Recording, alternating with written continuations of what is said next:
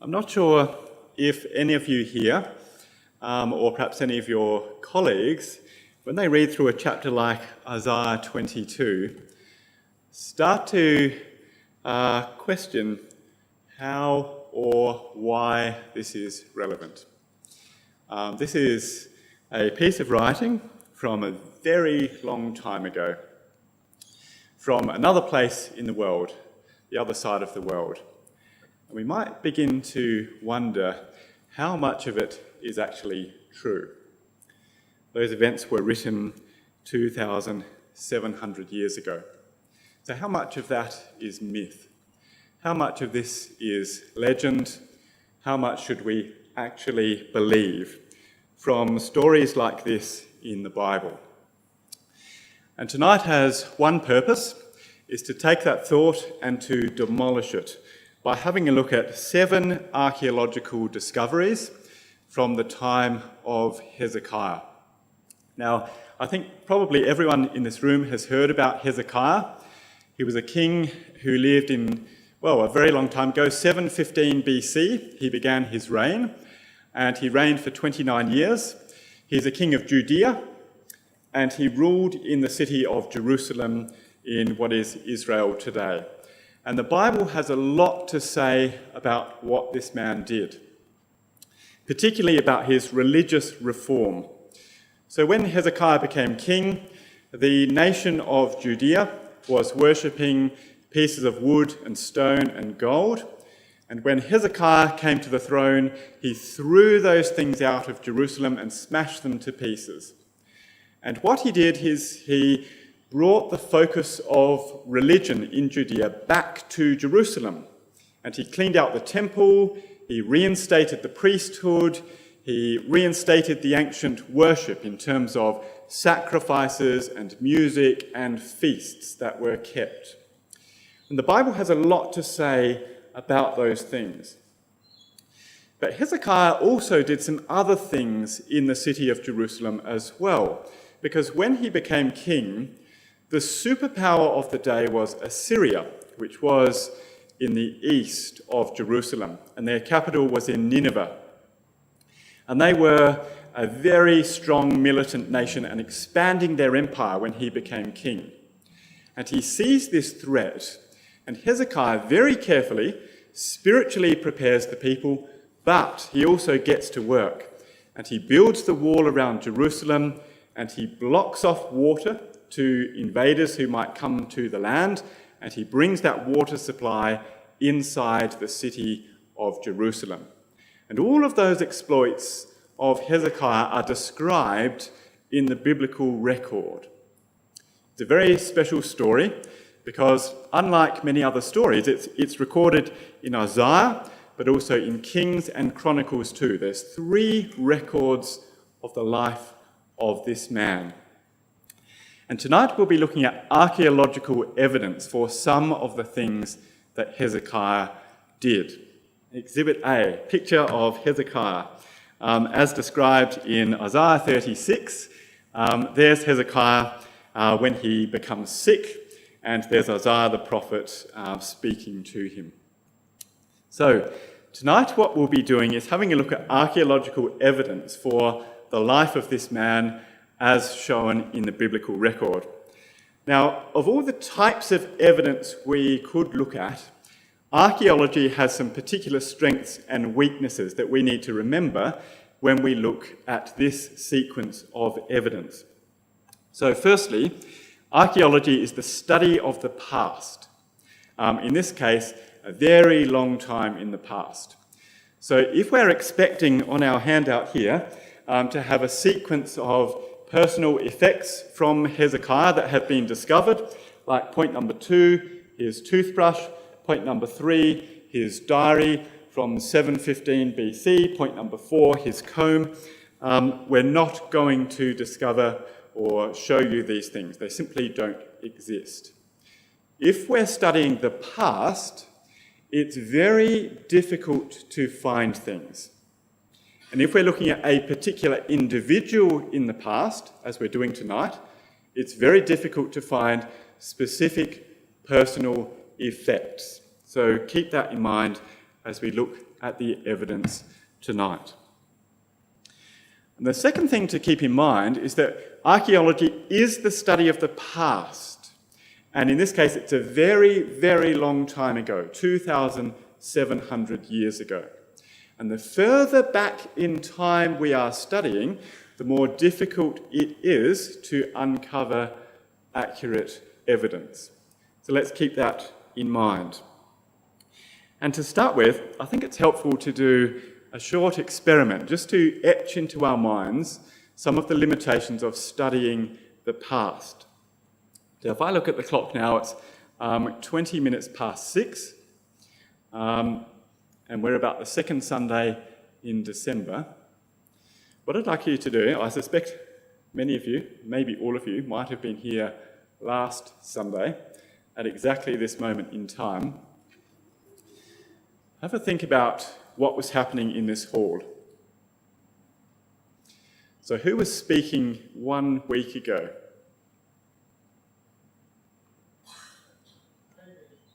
Adrian. Adrian was speaking. Wonderful.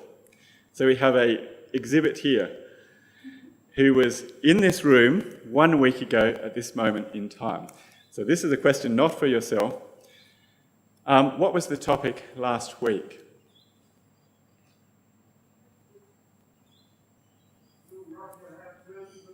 Will Russia have turkey for Christmas? Wonderful.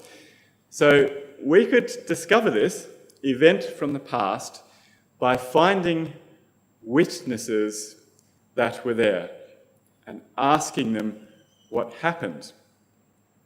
And that's a very, very helpful piece of evidence. And in a court of law, the witness would provide a very helpful and useful evidence.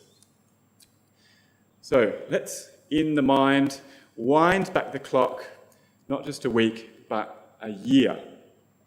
Let's think to the second Sunday in December last year at 20 past 6 in this hall. What was happening?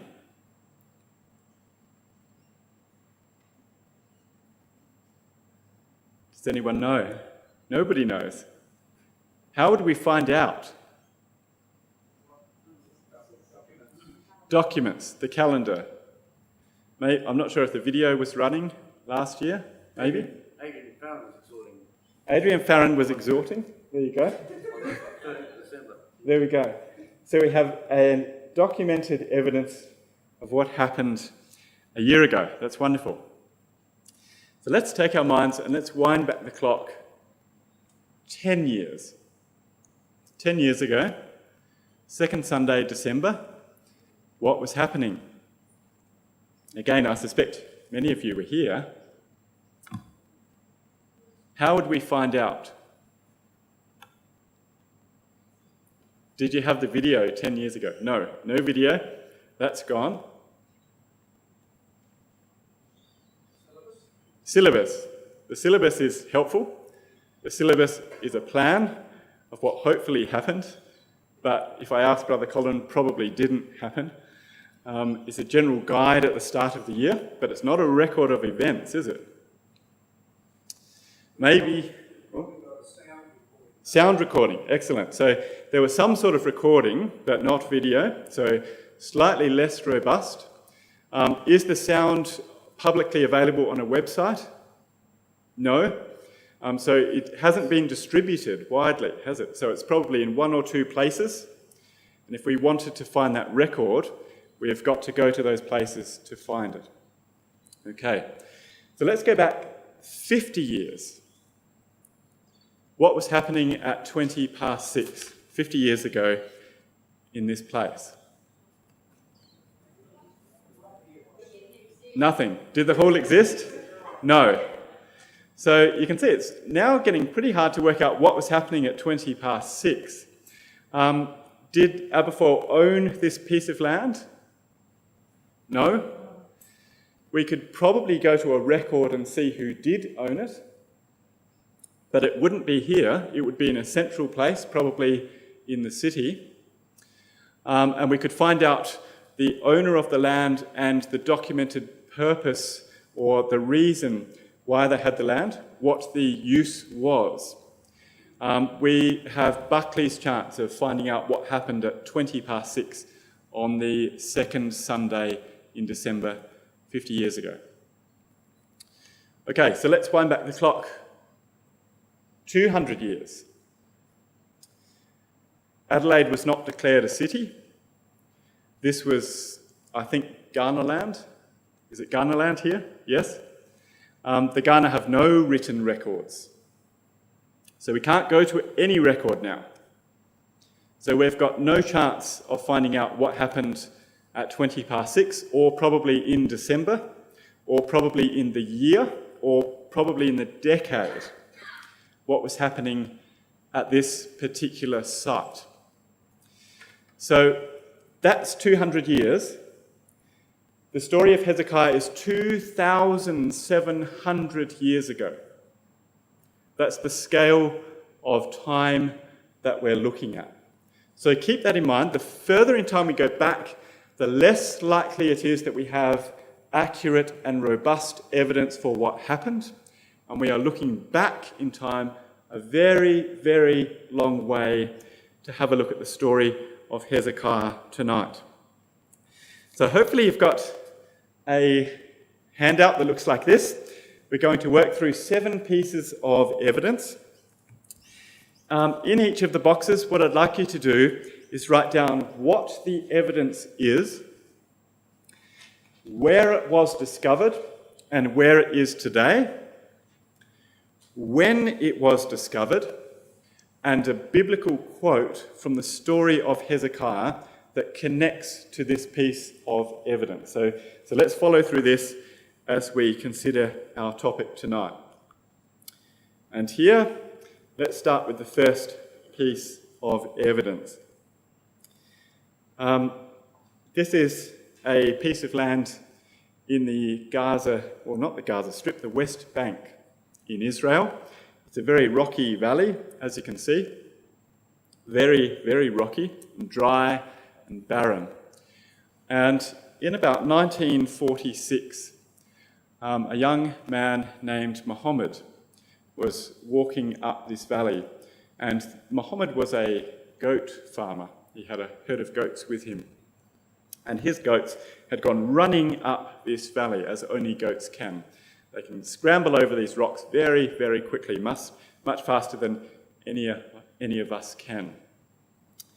And Muhammad didn't particularly want to chase them up the rocky slope, so he decided he'd wait down the bottom and he'd take a handful of stones and he'd see things like places where the rocks or the goats could have gone, up here, up here.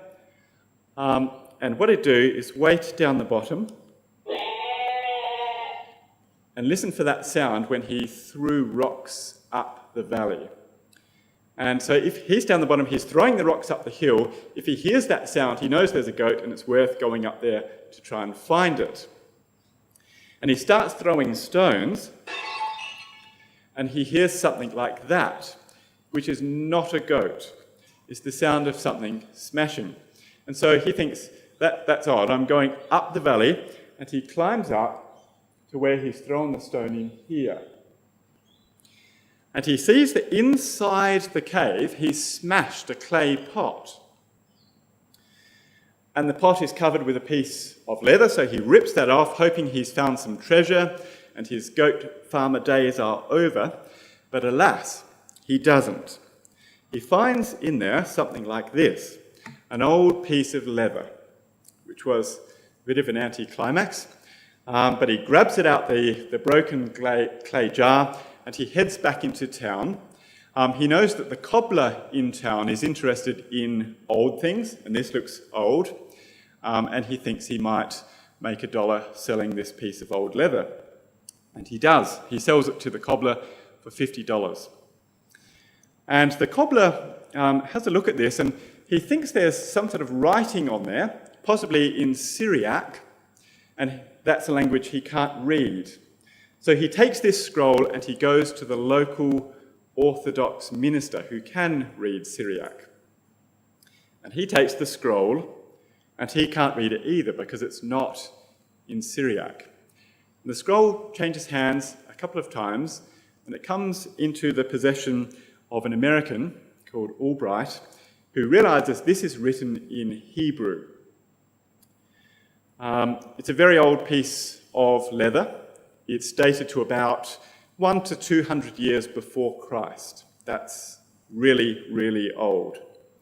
And he discovers that this piece of leather on the screen is taken from the book of Isaiah, just the chapter we read, the book of Isaiah. In fact, there's the entire book of Isaiah, from the very first word to the very end. Of course, this is the discovery of the Dead Sea Scrolls, 1946. And archaeologists went back to the valley that we just looked at over and over again over the next 10 years or so, and they discovered lots of caves like the one Muhammad discovered, and lots of pieces of leather like this one on the screen. And when I say lots of pieces of leather, I mean they found more than 100,000 fragments of writing. Not just one or two, 100,000. They weren't all as big as the Isaiah scroll, but that's an enormous number of manuscripts. And they're very, very old. Now, what's this got to do with Hezekiah? Now, we read tonight from Isaiah chapter 22. I'm not sure what version you might have in front of you. I have a King James Bible that was translated in 1611, and it's in English, translated from Hebrew. And the Hebrew scroll behind this particular version dates to about AD 900. So it's 1,000 years newer than the scroll that's on the screen. 1,000 years newer. And when these two texts were carefully compared, what archaeologists have observed is that they are almost identical down to the chapter and word and letter in most cases. There's some differences, but they're virtually identical from the beginning to the end. And that's very, very important because it tells us that between 100 to 200 BC, the scroll on the screen, right through to today, 2021 AD, there's been almost no change in the biblical record. It has been accurately transcribed and transmitted to us through time. Very long periods of time with virtually no change.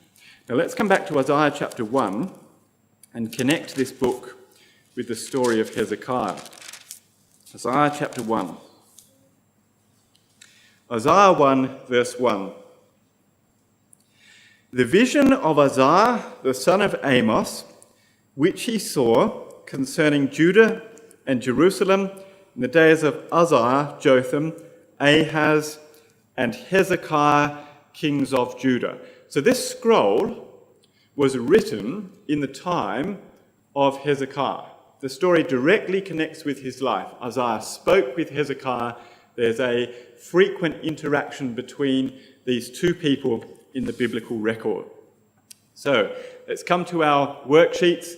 Evidence number 1, the Dead Sea Scrolls, discovered in the West Bank, 1946 through to 1957. They're held in Israel today in a specially constructed museum just for the scrolls. And the connection with the story of Hezekiah, Isaiah chapter 1, verse 1. There's an accurate story of what happened in the days of Hezekiah. So let's come to our second piece of evidence from the story of Hezekiah. And this time, it's not an enormous scroll. It's a tiny, tiny piece of clay. It's about 1 centimetre wide, and it's blown up enormously on the screen.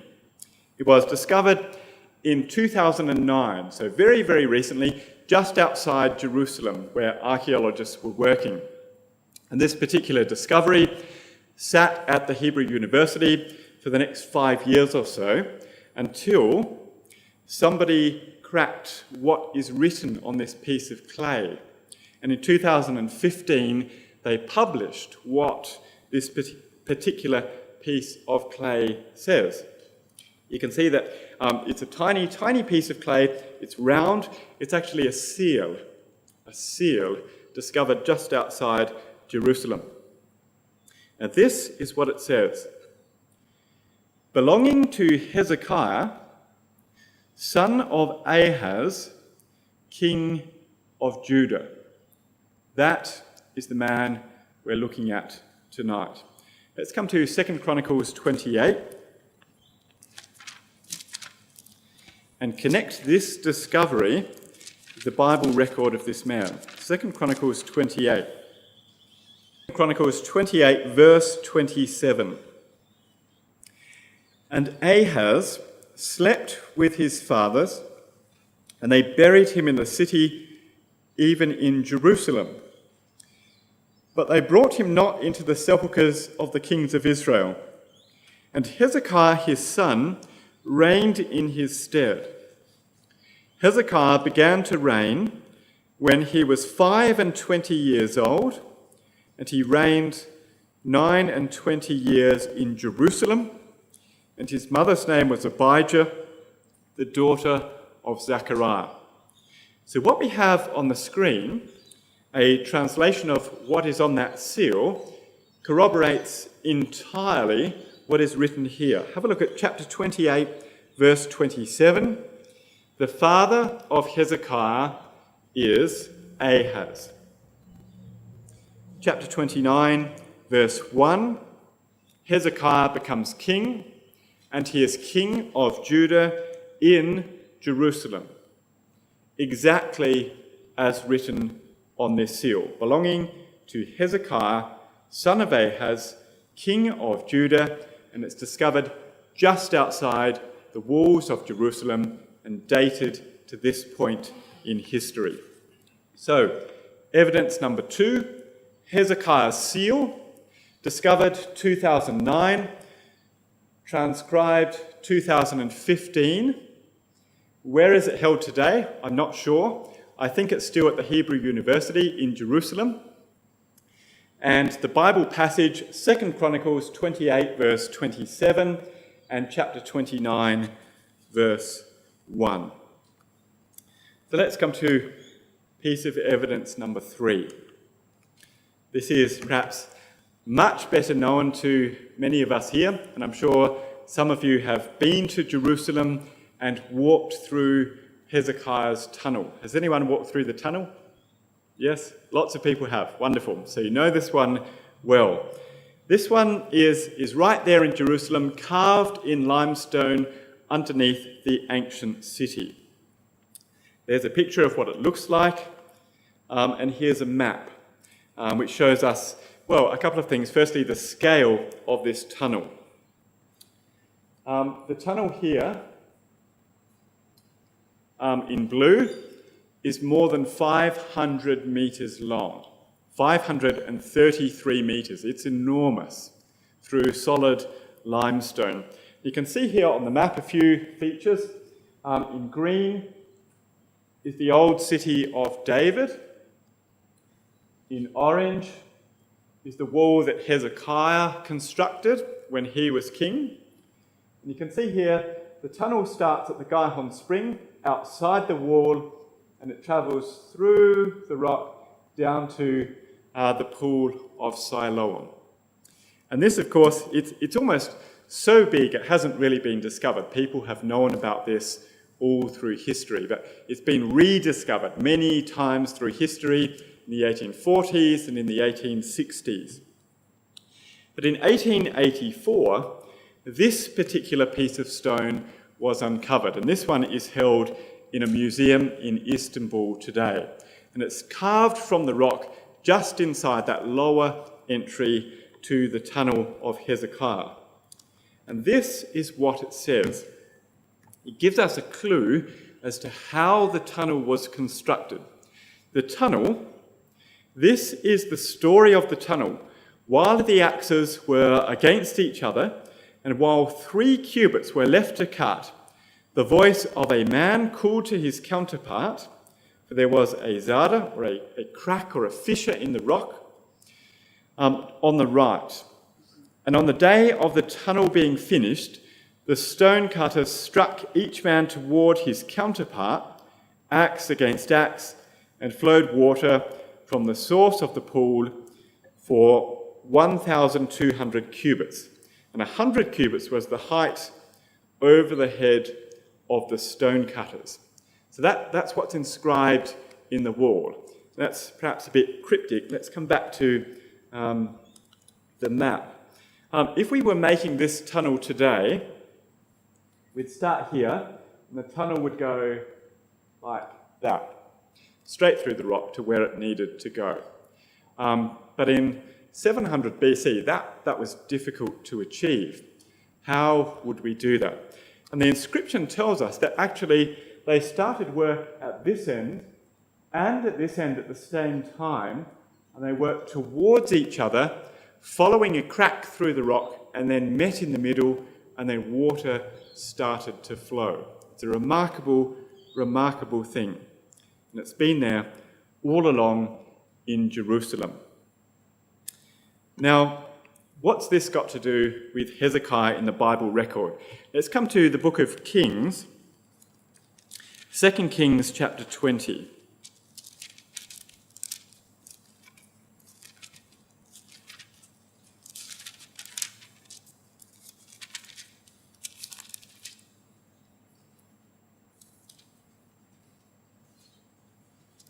Hopefully I've got the right passage here. Might be the wrong one. Might be 2 Chronicles chapter 20.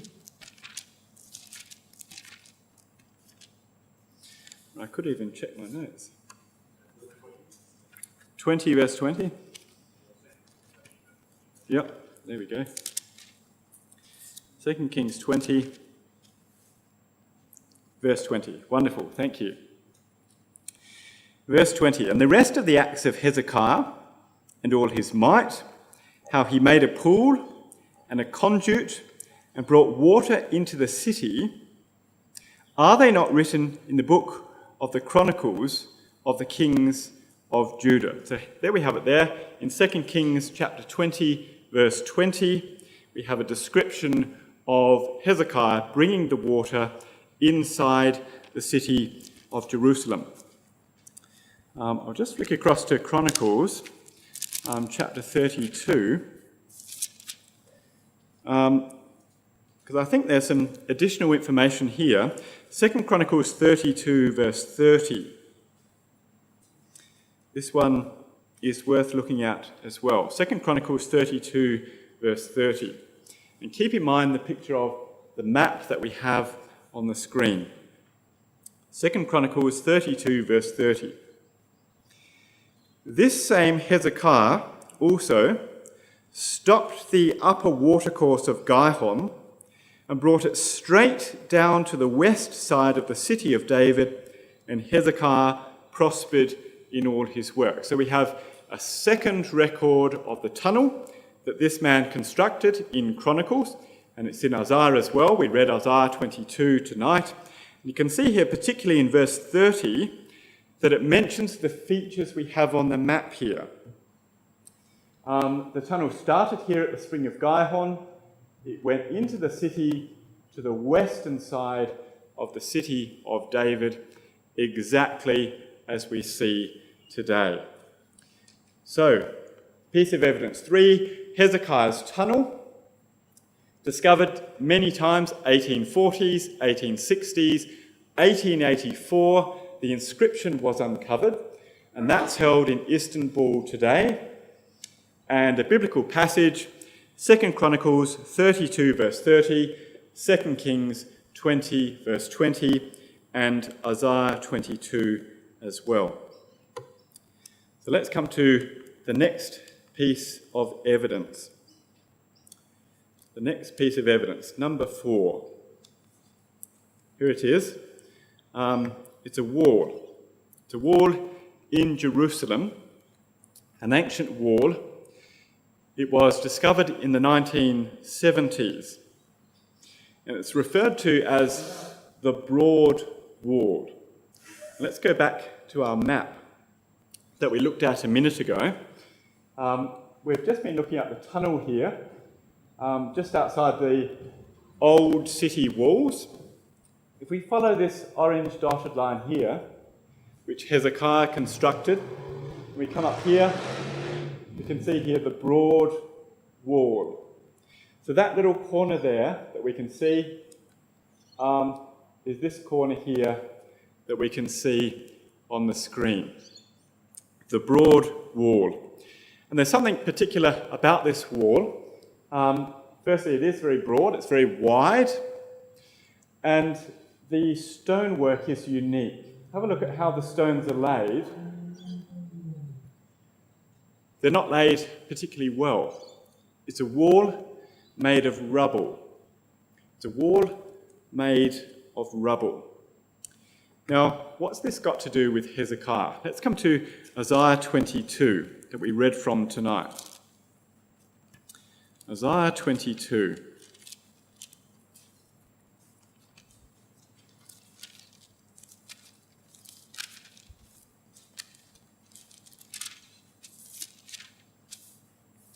Isaiah 22.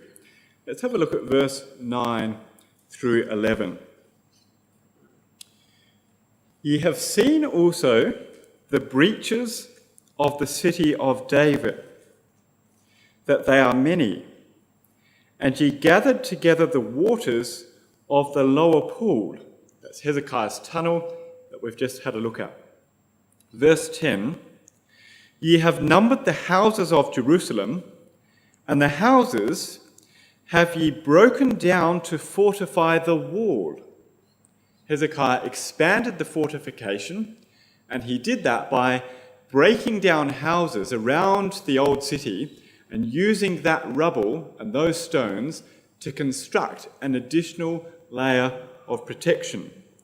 Verse 11, ye made also a ditch between the two walls for the water of the old pool, but ye have not looked unto the maker thereof, neither had respect unto him that fashioned it long ago. So here we have a connection between the wall that Hezekiah is building and the tunnel that Hezekiah built as well. And we particularly read verse 10 that the wall is constructed of rubble that Hezekiah found or created by breaking down the houses in the city and then making the wall around it. So when we come to this wall and it's made of rubble, it's exactly like Isaiah 22 verse 10 describing the time of Hezekiah.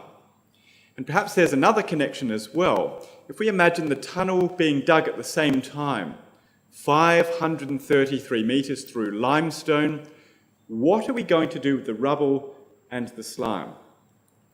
Well, there's some evidence that they used that slime for mortar in this particular section of wall. These are two concurrent building projects. What do you do with all this rubble when the Assyrians are approaching? You use it to help fortify the wall. And that's exactly what we see as described in Isaiah 22.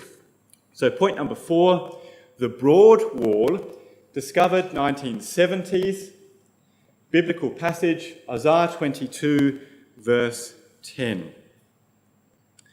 Let's come to the fifth piece of evidence.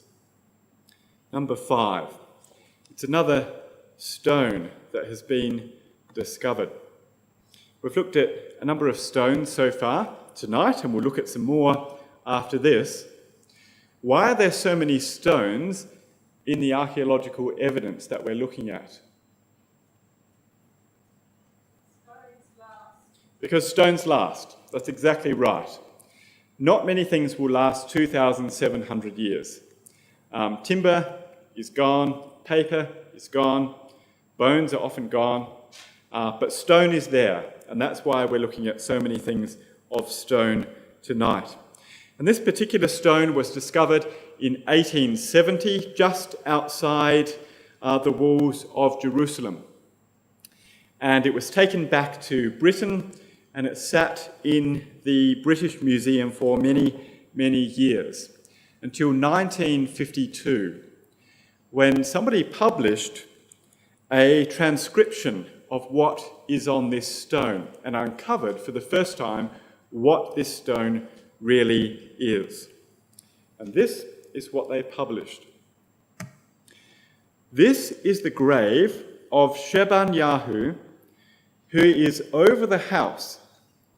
There is no silver or gold here, only his bones, and the bones of his maidservant with him. Cursed be the man who opens this. So the transcription shows us it's actually a headstone from a grave, and it tells us whose headstone it is. Shebanyahu. Now, when they published this inscription, you can see that the Sheban is in brackets there, and the Yahu is a suffix afterwards. That's a very common thing to do with Hebrew names. You'll recognize the Yahweh name at the end, which can be a suffix to many different names. Shebanyahu. And those two names are interchangeable, a bit like perhaps Tim and Timothy. Same person, slightly different name. Shebanyahu. Now, if we come to Isaiah 22, we can see the very man that is inscribed on this stone. Have a look in verse 15. Thus saith the Lord God of hosts, Go, get thee unto this treasurer, even unto Shebna, which is over the house, and say, What hast thou here? Whom hast thou here, that thou hast hewed thee out a sepulchre here, as he that heweth him out a sepulchre on high, and graveth an habitation for himself in a rock. So there in verse 15 is the very person whose name is inscribed on the tombstone, Shebna. You can see the name is there, but the title is there as well. Verse 15, Shebna, which is over the house. And you can see in the inscription, Shebanyahu, who is over the house. And this is a tombstone from just outside Jerusalem. The same person. And perhaps another remarkable thing is that this rock is not just his tombstone, but the exact stone referred to in verse 16 of Isaiah 22. Have a look at what Isaiah is saying. What hast thou here? Whom hast thou here, that thou hast hewed thee out a sepulchre here, as he that heweth him out a sepulchre on high, and that graveth an habitation for himself in a rock. Verse 16 is exactly the rock that is in the British Museum today. That is a remarkable thing. Evidence number 5, Shebna's tombstone, discovered 1870, deciphered 1952. It's in London today. Isaiah 22, verse 15 to 16, is corroborated exactly by this discovery. Now, let's come to evidence number 6. It's another stone, and this time it's the Lakeish Relief. Discovered 1845 in Iraq today, in the ancient city of Nineveh. Remember when Hezekiah was king, the Assyrians were the empire that he was afraid of, and their capital is Nineveh. Well, that's where this discovery was made in 1845, and it was plundered from Iraq, and it ends up in the British Museum, and again, you can see this today. And it's a really, really remarkable discovery. Now, I have a short video about this.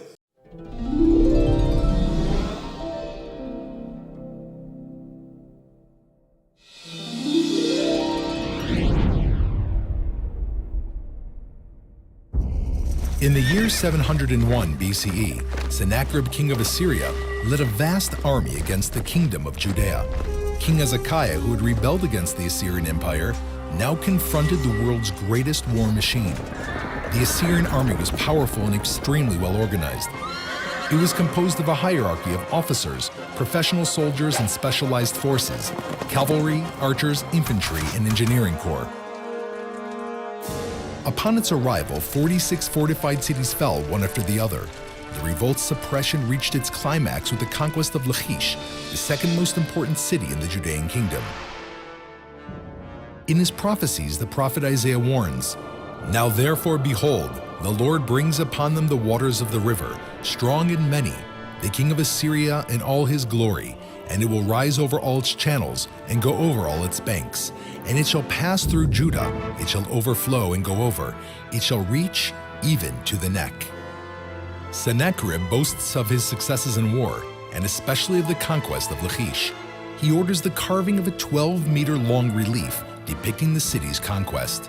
The relief panels were displayed in Sennacherib's palace in Nineveh and were only uncovered 2,700 years later. They are currently exhibited at the British Museum in London. The relief accurately portrays the operation of the Assyrian war machine, from the Battle of Lakeish to the parade of war captives in front of Sennacherib's throne. Depicted in the panels are huge siege machines that enable the army to break into the besieged city, as well as sophisticated battering rams, deadly stone slings, skilled archers, and more. They also depict psychological war tactics employed by the Assyrians to dishearten the Jewish warriors, such as displaying captives impaled on wooden spikes, skinning of live prisoners, and other horrific forms of torture. Despite all of these, the residents of Lakeish fight valiantly. They are shown throwing flaming torches, chariot wheels, and anything they could lay their hands on at the heads of the Assyrian soldiers. Their efforts are to no avail, and the residents of Lakeish that survived, mainly women and children, and all the spoils of war that were plundered, were exiled and forced to march humiliated before King Sennacherib as he sat reviewing them on his throne.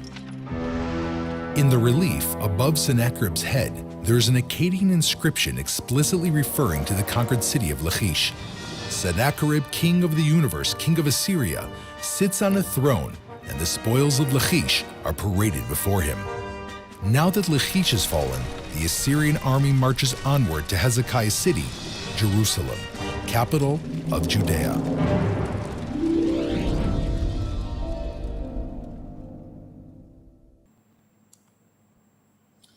So the Lakeish Relief, 12 meters of incredibly fine detail about what the Assyrians were doing in the land of Judea at the time of Hezekiah. Enormous detail, as we saw in the animation there. Here's another section from the relief. You can see here the ramps that they built up against the sides of the walls. They're particularly known for a war tactic of siege. This is the Assyrians. They built ramps up against the side. And just this year, archaeologists have published where these stones were quarried from for this particular battle. And they have modelled how they would have built this wall very, very quickly using the slaves that they had. They had this down to a very fine art.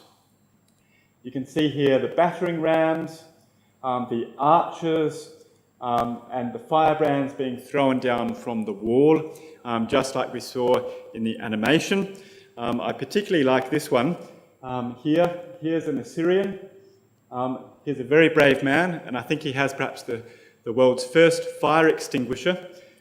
You can see him leaning over backwards with a stick and a bucket of water to pour onto the firebrand to try and save his battering ram from being burnt. Enormous detail, 12 meters of this, carved into the trophy room of Sennacherib in Nineveh. Now, what does this have to do with Hezekiah? Let's come to Isaiah 36. Isaiah 36. Verse 1. Now, it came to pass in the 14th year of King Hezekiah that Sennacherib, king of Assyria, came up against all the defence cities of Judah and took them. And he took them in the very way we saw described in the animation there.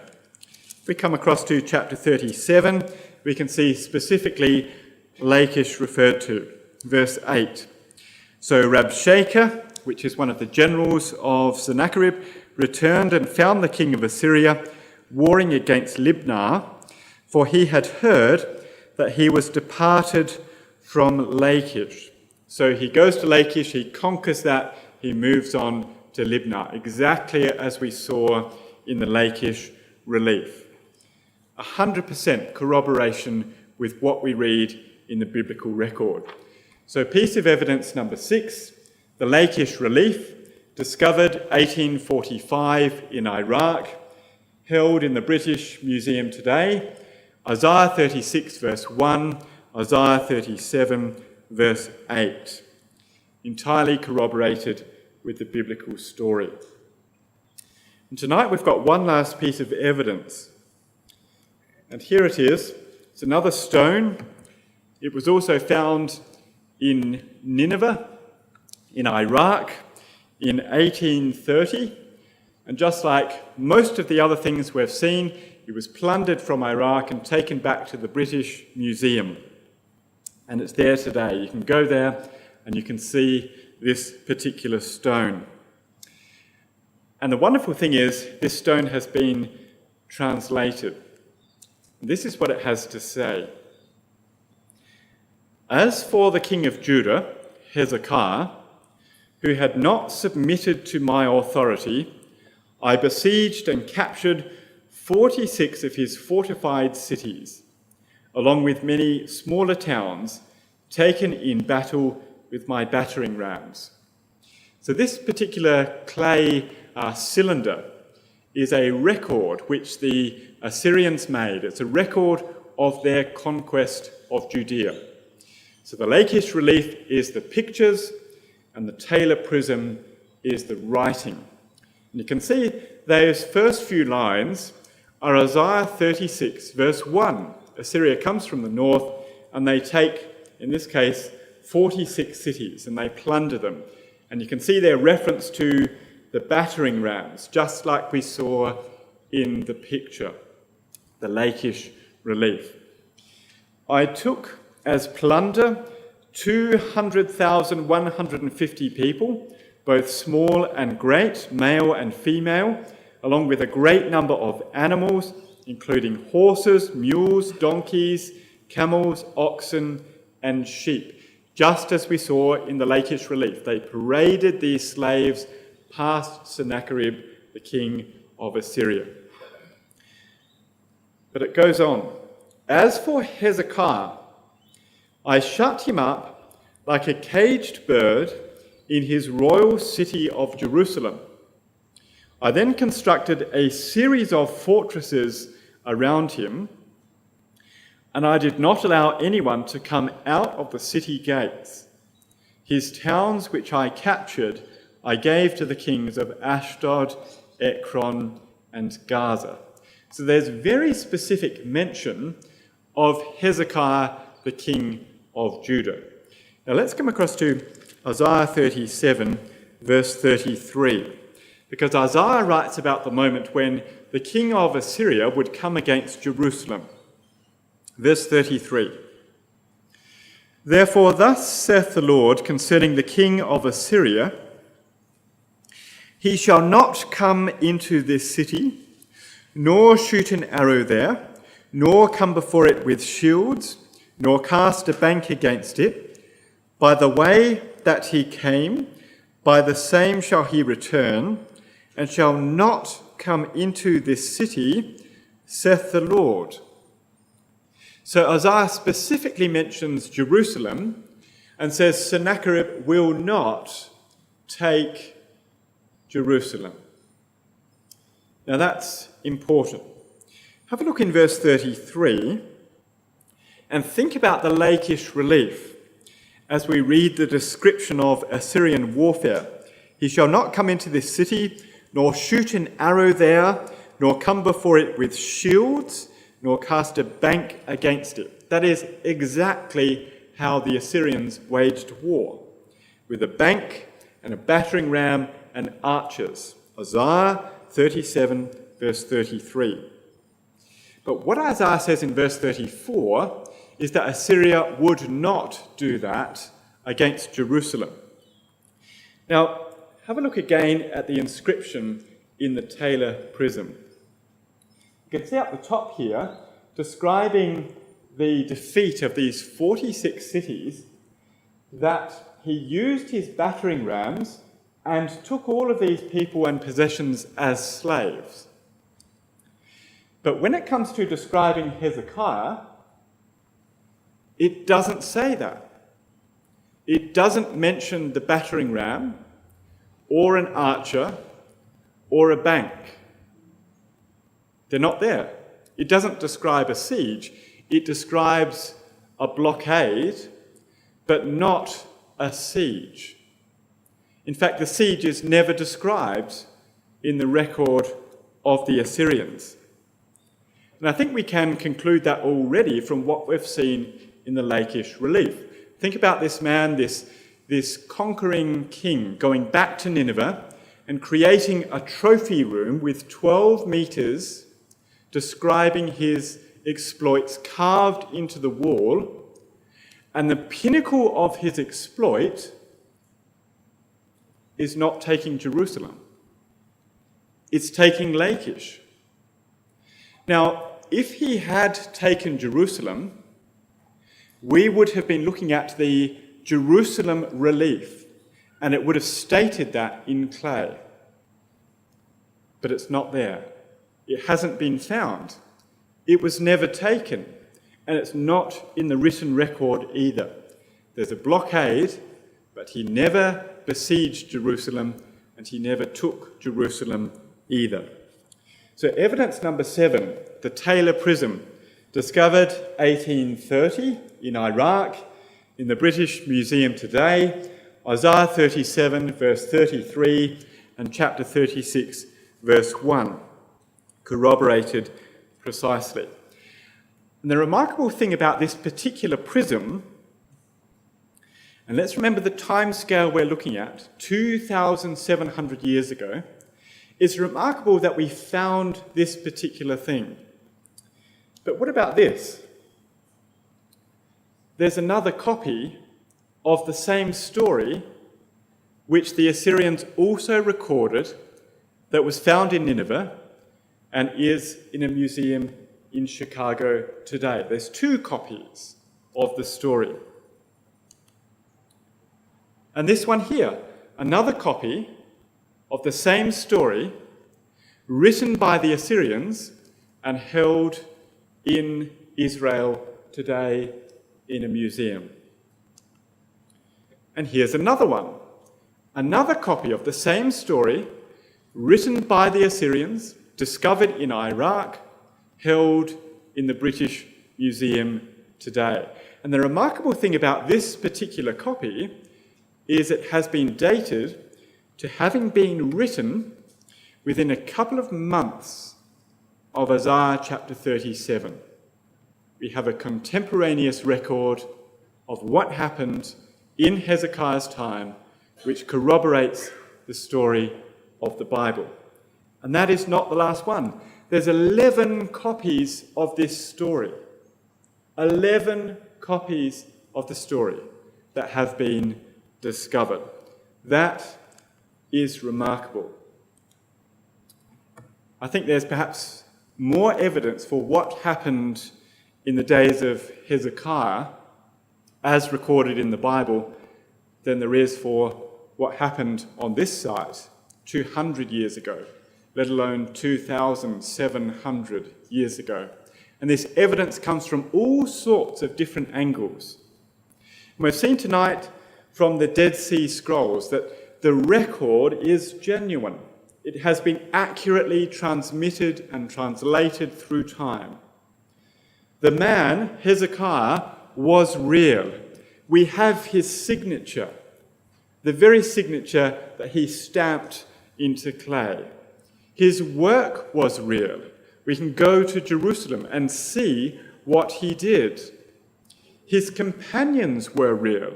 We can go and see Shebna's tombstone, and Shebna's seal has been uncovered as well. And his enemies were real as well. The Assyrians were a very real force who did exactly what is written in the biblical record. I think the evidence is very strong supporting the work of this man. But of course, the Bible record has very little to say about the wars and the engineering feats of this man. Most of the record focuses on his religious reformation and the spiritual lessons that we can learn from that. And perhaps tonight, having seen the robust evidence for this man being a real figure, we should have increased motivation to go back and read not just what he did, but what his life story means, and uncover what some of those spiritual lessons are.